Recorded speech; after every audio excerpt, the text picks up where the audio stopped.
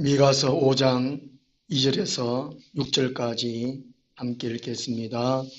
베들레헴 에브라다야, 너는 유다 족속 중에 작을지라도 이스라엘 다스릴 자가 내게로 나올 것이라. 그의 근본은 상고에 영원히 있느니라. 그러므로 여인이 예산하기까지 그들을 붙여두시겠고, 그 후에는 그의 형제 가운데에 남은 자가 이스라엘 자손에게로 돌아오리니, 그가 여호와의 능력과 그의 하나님 여호와의 이름의 위엄을 의지하고 서서 목축하니 그들이 거주할 것이라. 이제 그가 창대하여 땅끝까지 미치리라. 이 사람은 평강이 될 것이라. 아수르 사람이 우리 땅에 들어와서 우리 궁들을 밟을 때에는 우리가 7 목자와 8 군왕을 일으켜 그를 치리니, 그들이 칼로 아수르 땅을 항폐하게 하며 니므롯 땅 어기를 항폐하게 하리라. 아수르 사람이 우리 땅에 들어와서 우리 지경을 밟을 때에는 그가 우리를 그에게서 건져내리라. 아멘. 예수님이 오시면은 하는 제목으로 말씀을 드리도록 하겠습니다. 우리 미가 선자는 기원전 700년경에 이사야 선자와 동시대에 활동한 선지자입니다. 예수님 오시기 전에 700년 전에 예수님의 초림, 육신으로 오심을 예언을 했습니다. 그 예수님이 오셔서 어떤 일을 하시는가, 거기에 대해서 예언을 해주고 있습니다. 우리 교회 나오면 제일 교회에 우리가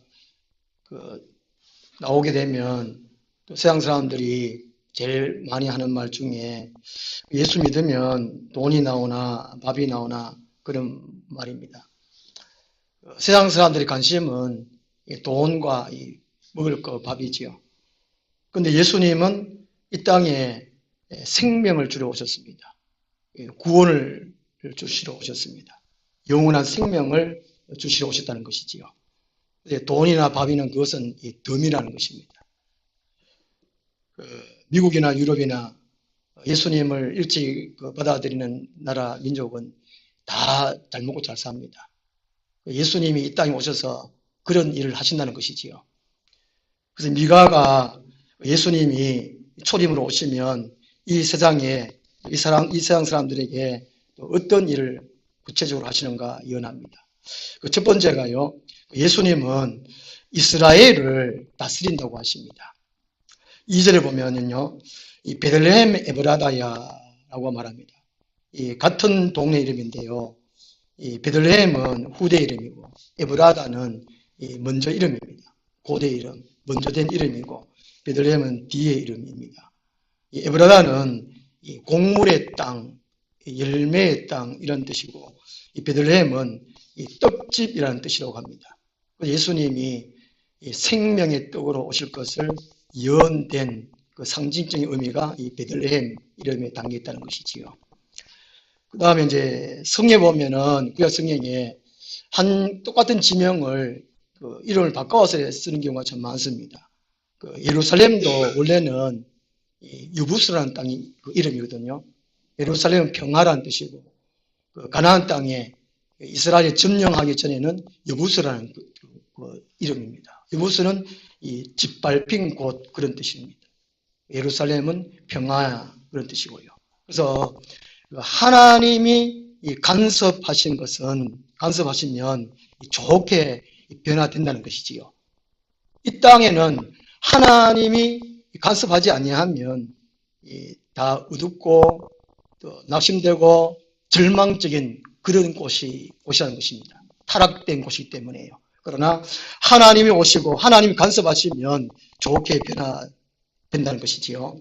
이 베들레헴은 예루살렘에 비해서, 예루살렘은 큰 도시였는데 이 베들레헴은 아주 작은 도시였습니다. 예루살렘에 비해서 아주 보잘것없는 이 지극히 작은 촌락입니다. 그 크기와 거주하는 사람들 수는 참 작고 보잘것없는 동네였습니다. 제 고향이 청송인데요. 한 1970년대 후반에 또 1980년도 초반만 해도 대구나 영전 사람들이 총선 갔다 오면은 울고 가는 곳이 청송이라는 것이 청송. 얼마나 꼴짝했는지. 또 이제 조선시대는 이게 기양지였고, 또 이게 대한민국 임시정부도 서고 뒤에 이제 우리나라의 최악질범들, 거기에 이제 가둬두는 감호소가 총성이 있습니다. 근데 총성을 하면 이미지가 별로 안 좋은 거라는 것이죠. 근데 나중에 한 1975년도부터인가 중앙산 국립공원이 되고, 또 이제 그 교계에서는 김진홍 목사님이든지 훌륭한 분들이 인물이 많이 났습니다. 저도 기대를 갖고 있는데 그렇게 될지는 모르겠지만도. 예. 그래서 총성에 유명한 인물들이 나서 이 총성이 이제 그나마 좀 유명해졌습니다. 유명하게 알려졌는데요. 이 베들레헴은 작고 바잡기도 없지만 예수님이 태어났기 때문에 유명한 곳이 되었습니다. 전 세계 사람들이 그리스도인들이라면 성지순례한 간다면 그곳에 꼭 가보는 곳이 되었다는 것이지요. 작지만 예수님이 태어나심으로 유명한 곳이 되었습니다. 이 작은 곳, 이 베들레헴에서 예수님이 세상에 다스릴 자로 오신다는 것입니다. 2절에 너는 유다 족속 중에 작을지라도 이스라엘을 다스릴 자가 내게서 내게로 나올 것이라 라고 말합니다. 예수님은 이 세상에 다스릴 자로 오시는데 이 세상에 다가 아니라는 것입니다. 이스라엘이라는 것, 이스라엘. 그 이스라엘은 하나님께서 이 땅에 하나님 나라를 세우시는 민족입니다. 이스라엘이. 오늘 전 세계에 교회를 가르칩니다. 우리는 이제 성도는 영적인 이스라엘이지요. 그래서 하나님은 예수님을 보내셔서 이 예수님이 세상을 통치하시는 것 전체적으로 다 통치하는 것이 아니고 이스라엘, 교회를 다스린다는 것이지요. 예수님은 세상의 구원의 주님이시지만 세상의 머리는 아니라는 것입니다. 머리는 통치하는 기관이잖아요. 다스리는 기관입니다. 예수님은 교회의 머리라고 말씀하고 있습니다. 예수님이 교회의 머리로서 교회를 다스리지 세상을 다스리지 않는다는 것입니다. 세상을 사랑하지만 세상 사람들이 교회 안에 들어오도록 하시고 들어오면 그 사람들을 다스린다는 것입니다. 누가복음 2장 14절을 보면요. 예수님이 탄생할 그 시점에 하늘의 천사들이 노래하기를 지극히 높은 곳에서는 하나님께 영광이요 땅에서는 기뻐하시는 사람들 중에 평화로다 라고 말합니다. 땅에서는 하나님이 기뻐하는 사람들 중에 평화로다. 하나님이 세상 사람들을 다 좋아하고 기뻐하지는 않는다는 것이지요. 기뻐하는 사람이 따로 있다는 것입니다. 예수님을 구원의 주님으로 받아들이는 사람, 그 사람을 기뻐하신다는 것입니다. 다가 아니라는 것입니다. 다가. 그래서 우리가 예수 그리스도를 믿는다는 것은 하나님의 기뻐하심을 입은 사람들입니다. 하나님의 예수님의 다스림을 받는다는 그 뜻입니다. 우리가 꿈에 어떤 나쁜 놈을 만나가지고 도망을 갑니다. 막 도망을 가다가 낭떠러지 가더라가지고 어쩔 수 없이 낭떠러지면 떨어집니다. 아이고 막 떨어지는데 막 오고면 저러고 막 죽을 것 같은 그런 막 지경에 땀이 빡빡 흘리고 아이고 왜 아직 막 떨어지는 가운데 깼습니다. 꿈입니다. 아이고 시끌배 참 다행이다 이렇게 말합니다. 우리가 이제 정말 다행이다 얘기할 것은 예수님을 믿는 겁니다.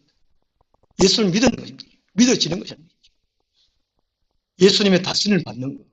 이것이 영원한 다행이에요. 다행이에요. 세상적으로 말하면 영원한 다행입니다. 세상 사람들은 어떤 일에서 위험증에서 건진받아서 다행이다. 죽을 징에서 살림받았다. 다행이다. 그러는데 정말 다행은 예수님이 구원의 주님으로 믿어지는 거라는 것이죠. 세상 사람들이 이게 안 믿어집니다. 안 믿어져요. 하나님이 살아계십니다. 그러면 하나님 어디 살아있는 천국과 지옥이 있다 그러면 어디 있노 이랍니다. 안 믿어진다는 것이죠. 우리는 믿어지잖아요. 여기요. 이게 다양한 일이라니, 이것이 감사한 일이라는 것입니다. 이것이 그 하나님이 기뻐하심 입은 사람들이라는 우리가 얼마나 감사한 일인가. 모든 사람들은 죽습니다. 죽을 때 다 하게 되죠. 다 하게 됩니다. 이 땅에서.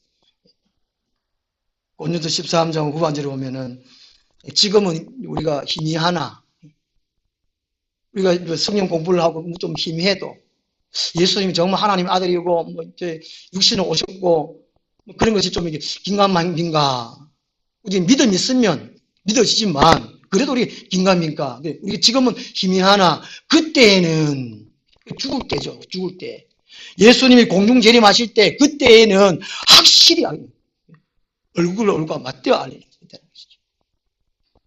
그때는 다 그런가. 우리는 지금 하나님의 은혜를 입어서, 하나님의 다스림을 입어서, 기뻐하심을 입어서 맞다. 이 감사한 거라는 것이죠.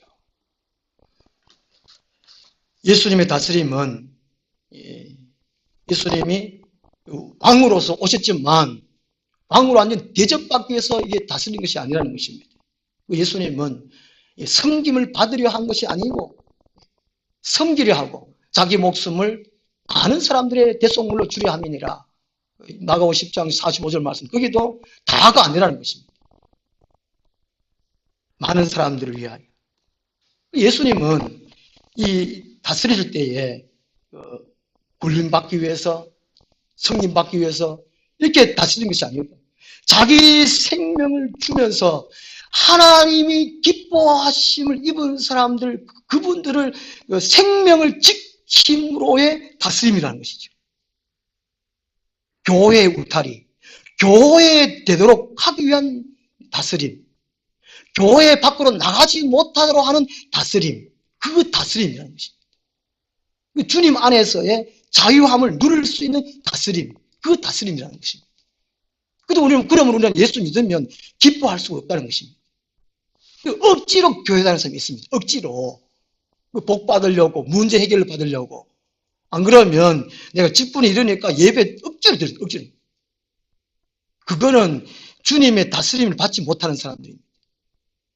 주님의 다스림 안에 온전히 들어오지 못했다는 것이지.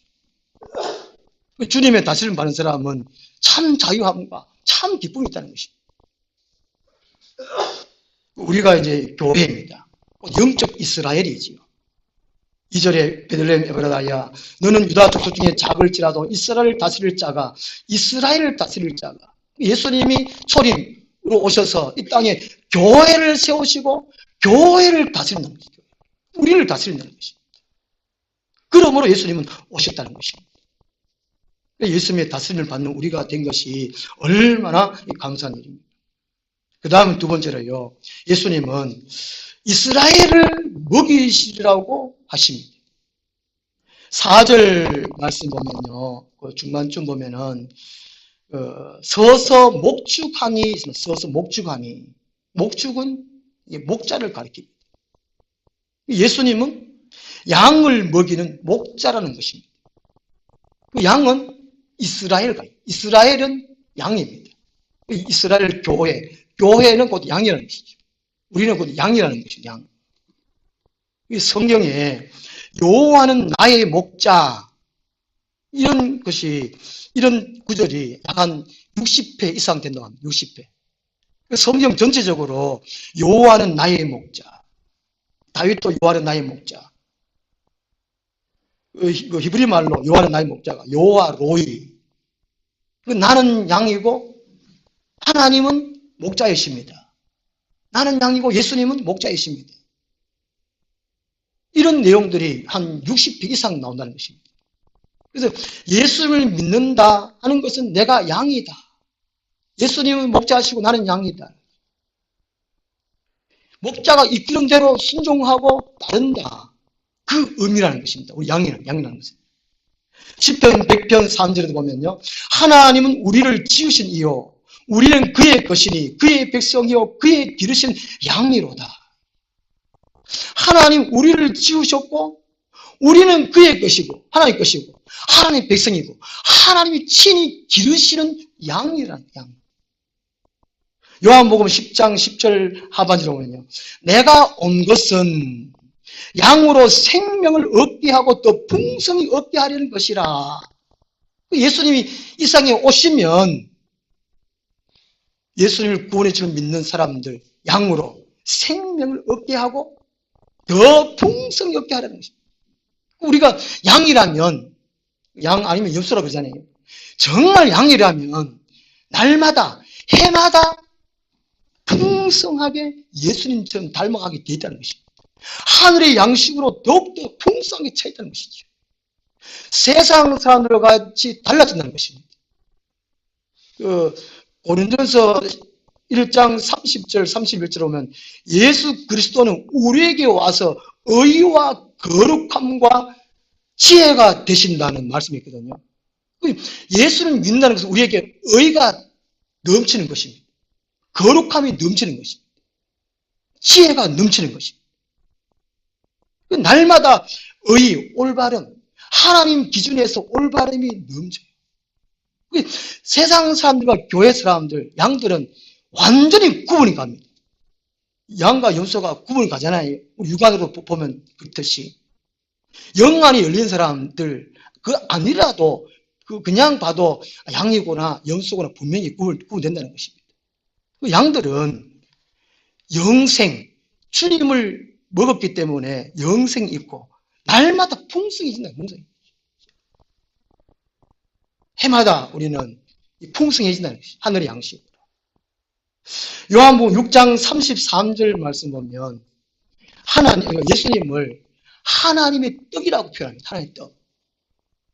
하나님의 떡은 하늘에서 내려서 세상의 생명이 되니 라고 말씀하고 있습니다.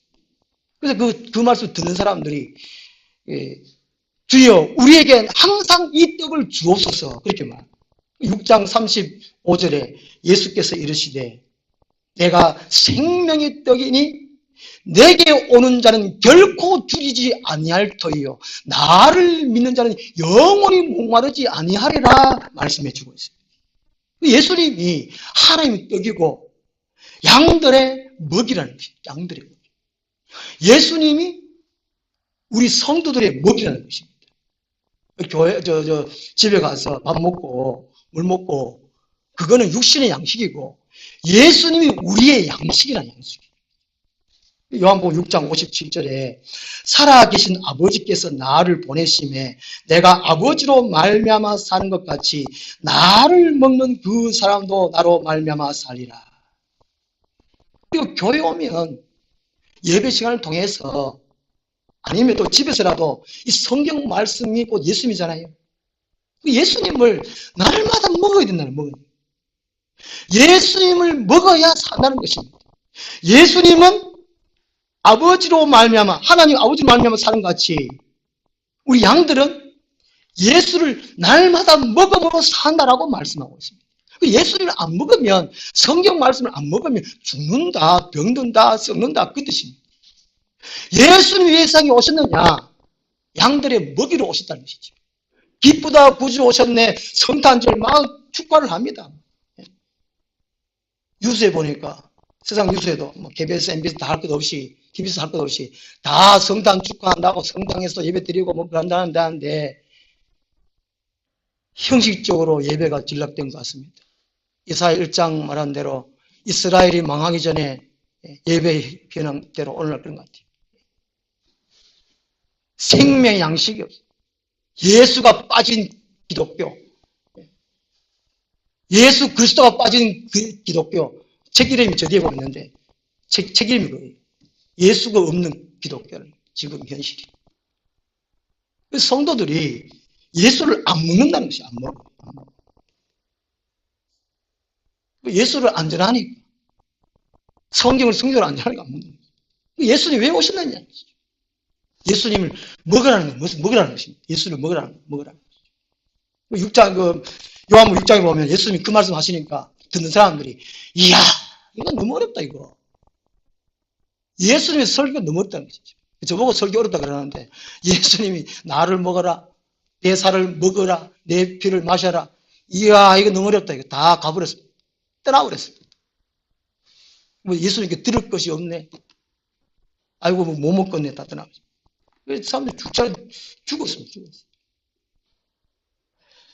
제가 고등학교 때 교회 다니면서 한 여자 후배가 우리 이제 후배들이 한 몇 명쯤 됐는데, 학생이 24명쯤 됐는데, 여학생 한 명이 얼굴이나 손이 겉으로 된 이 부분이 부르쭈쭈물하고 그래요. 왜 그러니까 동상 그래, 동상. 얼굴에도 동상 걸리고 손가락 다 동상 걸리고. 왜 그러니까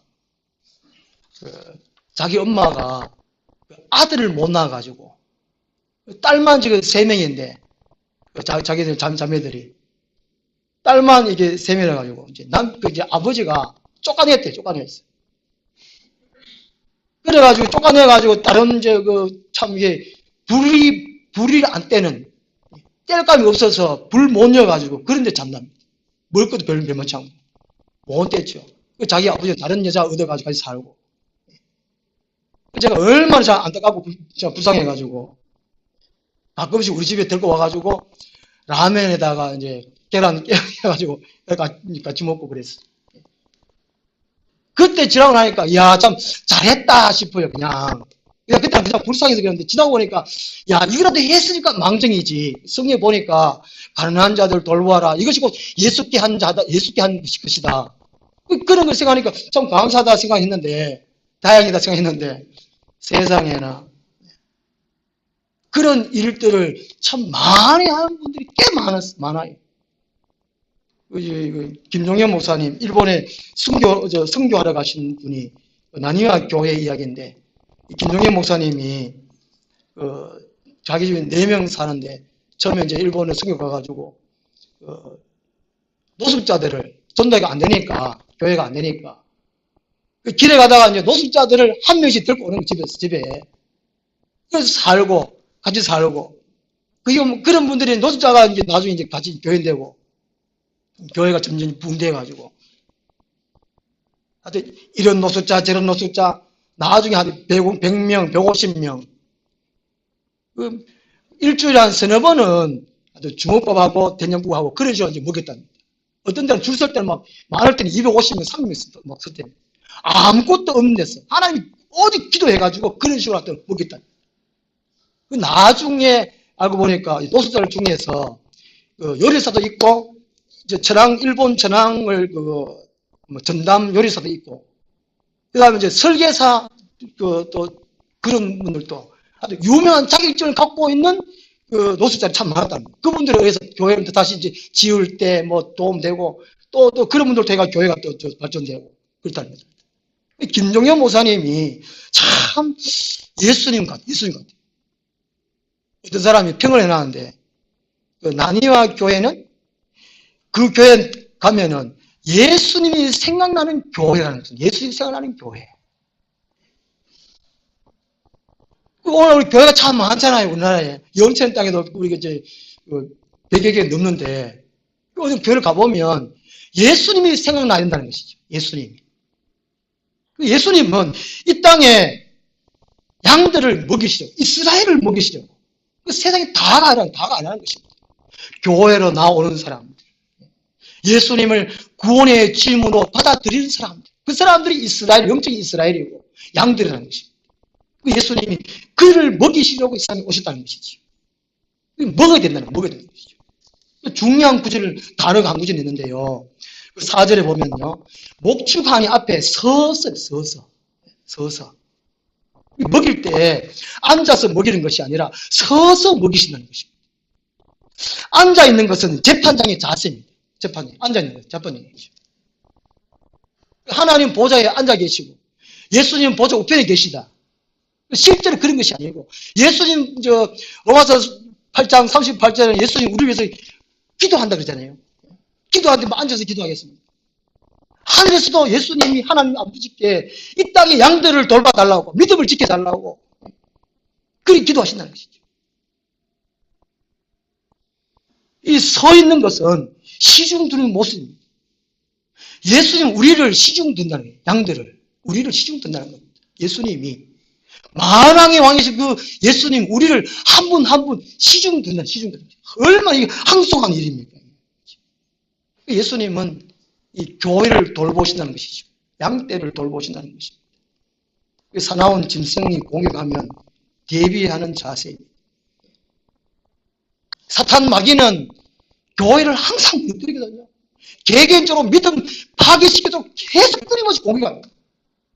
우리 주님 목자로서 우리를 지키기 위해서 항상 이 시중 드는 자세로, 악한 영들과 싸우는 자세로 예수님 우리와 함께 계신다는 것이죠. 얼마나 항소한 일이겠습니까? 얼마나 우리도 한편 감사한 일입니까?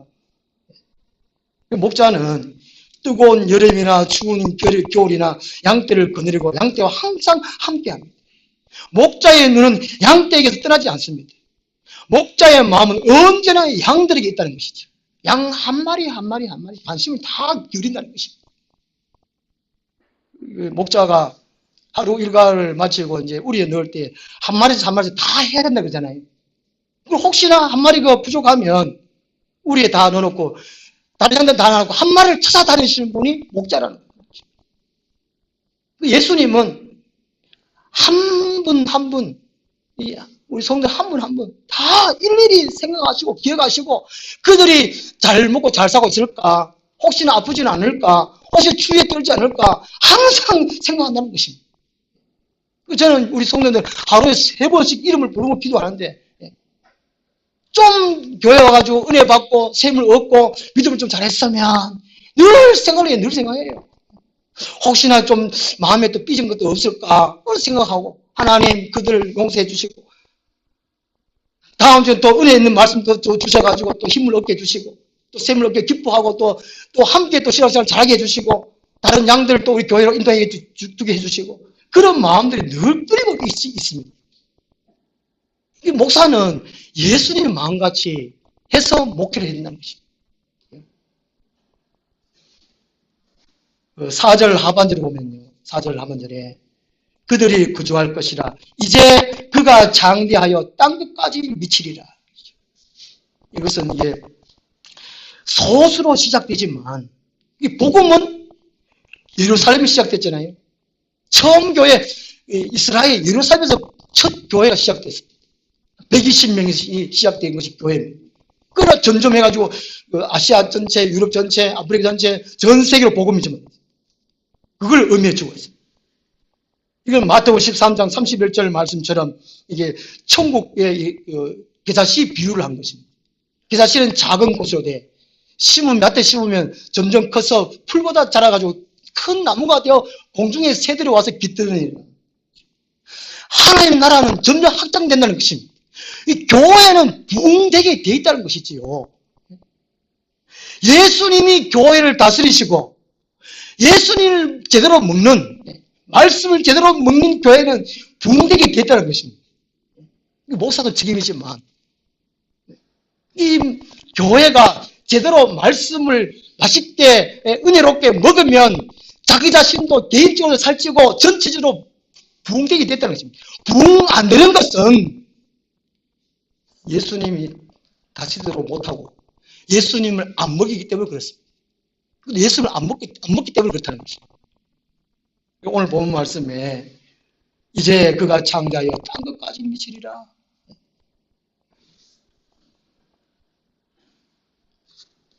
세 번째로 예수님이 이 세상에 오시면 이스라엘의 평강이 될 것이라고 하십니다. 5절 말씀 보면요, 이 사람은 평강이 될 것이라. 이 사람은 평강이 될 것이라. 이 사람은 사람 대신 예수님을 의미합니다. 성육신 합 것을 예언했거든요. 예수님이 오시면 양들은, 교회는 평강이 있다는 것입니다. 평강이. 요한복음 10장 10절 상반절 보면 도둑이 오는 것은 도둑질하고 죽이고 멸망시키는 뿐이요 내가 온 것은 양으로 생명을 얻고 더 풍성히 얻게 하려 함이라. 예수님은 도둑이 아니잖아요. 강도가 아닙니다. 이단자들, 거짓 신자들, 수많은 사람들이 내가 예수라 하고 세상에 옵니다. 근데 그 증거는 평강이라는 평강. 내가 예수를 믿으면 마음이 기뻐야 돼요. 평안해, 평안. 기뻐야 된다는 것이죠. 평강. 어느 누구도 빼앗을 수 없는, 인간이 스스로 만들 수 있는 것이 아니고 위로부터 나는 그 평강, 예수를 모시면 그냥 평강해진다는 그 평강이죠. 밥 먹으면, 떡 먹으면 배가 부르듯이 예수 그리스도를 먹으면 평강이 넘친다는 것이죠. 짜증내고 불평하고 원망하고 뭐뭐 싫고 이런 사람들은 예수를 안 먹었어요. 예수를 먹으면 평강이 넘친다는 것입니다. 아이들이 처음에 놀 때는 잘 놉니다. 이게 잘 놀고 사이좋게 놀고 그러다가 금방 또 싸우고 그러다가 또 사이좋게 지내고. 이 아이들이, 이 사람들은 다 평강을 소망합니다. 그렇지만 이 뜻대로 안 되죠. 이 평화, 남북 평화, 이 뜻대로 잘 안 되잖아요. 근본적으로 평강의 근원 대신 하나님과 인간이 원수되었기 때문에 그렇습니다. 평강의 왕이신 예수께서 인간을 하나님과 화해시키셨습니다. 예수님이 오신 것은 평강의 하나님과 인간을 화해시키러 오셨다는 것입니다. 그래서 예수님이 오셔야 각자의 마음에 받아들여야 우리 사회 예수님을 받아들여야 평강이 온다는 것입니다. 그래서 이 교회가 왕성하면 사회는 안전하고 평화하고 잘 됩니다. 교회가 안 되면 사회도 안 되게 되어 있다는 거예요. 북한 보십시오. 교회를 박해하니까 안 되잖아요. 얼마 전에 뉴스 보니까 중국은 교회를 폐쇄시키고 막 예수 믿는 사람들을 잡아 죽이고 감옥에 가두고 믿지 말라 하고 지금 박해가 너무 심하다. 중국은 경제가 급부상하지만 언제 망할지 몰라요. 교회를 박해하니까 그렇죠.